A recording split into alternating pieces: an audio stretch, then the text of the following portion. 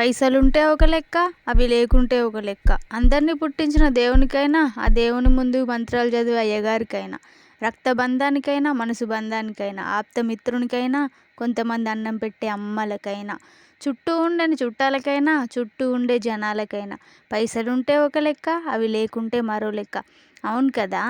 అందరిని పుట్టించింది దేవుడే. కానీ పైసలున్నోళ్ళకే అన్ని సంతోషాలు. అయ్యగార్లు కూడా కొంతమంది అంతే. పైసలున్నోళ్ళు గొప్పగా పూజలు చేస్తారని 10 మందిలో మెచ్చుకొని, నీకెవరు ఇంత గొప్పగా పూజలు చేయడం నేర్పించారు, నిన్ను ముందు నుండి చూస్తున్నా, నువ్వు చాలా గొప్పగా పూజలు చేస్తావు అని పొగుడుతారు. మనతో రక్తబంధం కలిగి ఉంటారు. కానీ మన కాడ పైసలు లేకుంటే పైసలు ఉన్నోళ్ళపై తెగ ప్రేమలు కురిపిస్తారు.